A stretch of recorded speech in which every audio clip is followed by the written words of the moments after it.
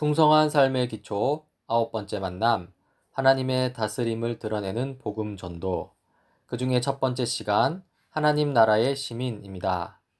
그리스도인이 교회에서 보내는 시간이 일주일에 최대 10시간 정도라고 합니다. 주일 예배, 소그룹 모임, 기타 훈련 등 포함해서 그렇다는 것이죠. 그러나 코로나 시대에는 그보다 더 적을 것입니다. 이 직장, 학교, 가정에서 대부분의 시간을 보낸다는 것인데요. 그렇다면 질문이 생깁니다. 우리는 그리스도인으로서 시간의 대부분을 보내는 직장, 학교, 가정에서 어떻게 살 것인가? 네, 오늘 성경 공부를 통해 이 질문에 답해 보고자 합니다. 우리의 신분은 하나님 나라의 시민입니다. 에베소서 2장 19절인데요. 그러므로 이제부터 여러분은 외국 사람이나 나그네가 아니요 성도들과 함께 시민이며 하나님의 가족입니다. 이 성경 구절에서 그리스도인으로서 두 가지 정체성을 확인할 수 있습니다. 하나는 하나님의 가족이고요. 그리고 다른 하나는 시민이라고 했는데요. 하나님 나라 시민을 의미합니다. 하나님 나라 시민은 하나님의 다스림 아래에서 살아가는 하나님 나라의 백성이죠. 여기서 하나님 나라는 이 하나님의 다스림 또는 하나님의 다스림이 실현되는 곳이라고 할 수 있습니다. 이 하나님 나라 시민의 권리와 책임이 있는데요. 먼저 하나님 나라 시민에게 주어지는 권리는요. 하나님 나라의 통치자이신 하나님께서 우리를 보호하시고 책임지시고 이끌어 주신다는 것이죠. 그리고 하나님 나라 시민에게 주어지는 책임은요.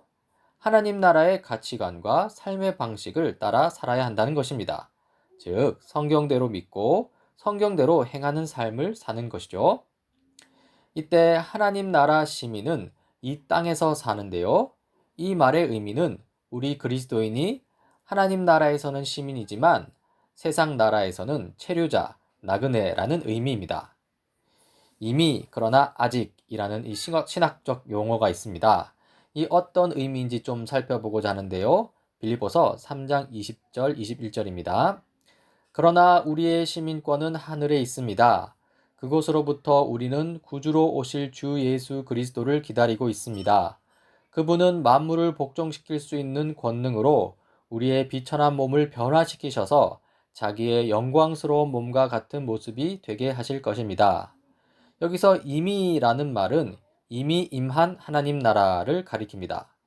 예수님의 초림과 더불어 임하는 하나님 나라이고요. 구원의 은혜가 선포되는 때입니다. 복음이 전파되고 이 심판 때까지 하나님께서 기다리시는 때죠. 영혼은 새롭게 되지만 몸은 여전히 죽을 몸입니다. 나이가 들면 늙고 죽나는 것이죠. 그리고 아직이라는 말은 아직 완성되지 않은 하나님 나라를 가리킵니다. 이 예수님의 재림과 더불어 완성될 하나님 나라이고요. 이 최종 심판이 선포되고 실행되는 때입니다. 모든 불의한 것들이 심판을 받고 영원한 멸망에 빠집니다. 그리고 죽지 않은 부활의 몸을 입고 영화롭게 되는데요. 그야말로 영원한 생명을 누립니다. 이 오늘날은 이미 그러나 아직 사이에 위치합니다. 중간기라고 하는데요. 하나님 나라가 이미 임했지만 하나님 나라가 아직 완성되지 않은 시기라는 것이죠. 이 구원의 은혜가 선포되나 아직 최종 심판이 이루어지지는 않았고요. 이 세상의 불의와 부조리가 여전히 존재하고 이 세상 나라가 하나님 나라를 대적하는 때입니다. 하나님 나라의 시민은 이 세상 나라의 유혹과 핍박을 받고요. 그러한 유혹과 핍박 속에서 하나님 나라의 시민은 하나님 나라의 완성을 기다리고 있습니다. 이러한 중간기 때 이 하나님 나라 시민에게 요구되는 것은 참고 견디는 것입니다. 디모데후서 2장 12절인데요. 우리가 참고 견디면 우리도 또한 그분과 함께 다스릴 것이요. 우리가 그분을 부인하면 그분도 또한 우리를 부인하실 것입니다. 이 중간기, 그러니까 이미와 아직 아니 이 사이의 그리스도인의 삶은 이 참고 견디는 것입니다. 그렇다면 질문이 나옵니다. 왜 참고 견뎌야 하느냐는 것이죠. 이 첫 번째 이유입니다. 이 세상 나라가 아직 최종 심판을 받지 않고 여전히 활개치고 있기 때문입니다. 세상 나라는 이 세속적 가치관을 하나님 나라 시민에게 요구하고 있는데요. 그런 상황 속에서 하나님 나라 시민은 참고 견뎌야 하는 것이죠. 그런데 만약 세상 나라가 최종 심판을 받고 멸망하면, 그렇죠, 참고 견딜 필요가 더 이상 없겠죠? 최종 심판은 재림 때 일어날 일인데요. 그때 온 세상이 완전한 하나님 나라로 변화하기 때문에 참고 견딜 일이 더 이상 없다는 것입니다. 그리고 참고 견뎌야 하는 두 번째 이유는요. 우리는 하나님 나라 시민으로서 하나님 나라 방식으로 살고자 하기 때문입니다. 하나님 나라 가치관을 가지고 살려면 이 세상 나라 가치관을 거부해야 하기 때문인데요. 이때 세상 나라가 하나님 나라 시민을 방해하고 괴롭히는 것이죠. 그래서 참고 견뎌야 합니다. 그런데 만약 하나님 나라 시민으로 살기를 포기한다면, 더 이상 참고 견딜 필요가 없겠죠? 세상 나라의 방식대로 사는 것. 이 세상 나라와 적당히 타협하는 삶을 살기 때문인데요. 거짓말이나 속임수, 이중장부나 눈먼 돈을 따라가는 삶이지요. 그러나 세상 나라 방식은 외로움, 불안과 두려움 등의 고통을 불러올 가능성이 아주 큽니다. 이 적지 않은 회사들을 보면 이 거짓말과 속임수, 이중장부와 눈먼 돈이 넘쳐납니다. 그럴 때 우리가 적당히 세상 방식과 타협하여 따라간다면 충돌도 없고 참고 견딜 것도 없겠죠? 그런데 만약 이것은 아닌 것 같습니다 라고 말하면서 하나님 나라 방식을 추구하게 된다면 그때부터는 충돌이 있을 것입니다. 왕따를 당할 수 있고 심지어 조직에서 완전히 제거될 수도 있습니다. 이 성경은 하나님 나라 시민으로서 참고 견디는 것이 당연하다고 말합니다. 이 땅에 사는 동안에 참고 견디는 것이 하나님 나라 시민이 살아야 하는 삶의 특징이라고 가르칩니다. 그리고 이렇게 참고 견디면 마지막 날에 예수님과 함께 영원히 다스리게 된다고 가르치죠.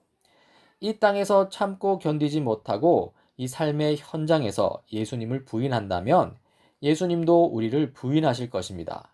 다시 말해, 주님은 우리의 신앙 고백이 교회라는 환경에서 이루어지는 것으로는 충분치 않다고 말씀하십니다. 우리 삶의 현장, 곧 세상 속에서 예수님을 우리 삶과 온 세상의 주인으로 신앙 고백하기를 원하십니다.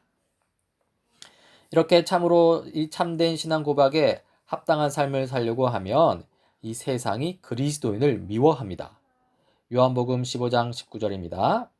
너희가 세상에 속하여 있다면 세상이 너희를 자기 것으로 여겨 사랑할 것이다. 그러나 너희는 세상에 속하지 않았고 오히려 내가 너희를 세상에서 가려 뽑아냈으므로 세상이 너희를 미워하는 것이다. 이 그리스도인이, 하나님 나라 시민이 세상의 사랑을 받는 방법이 있는데요.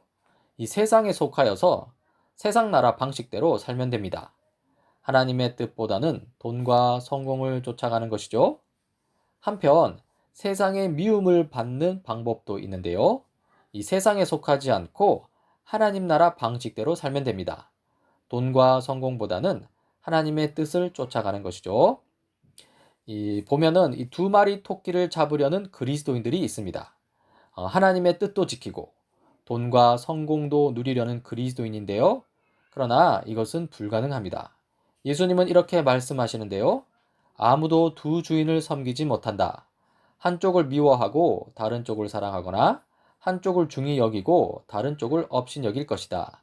너희는 하나님과 재물을 아울러 섬길 수 없다.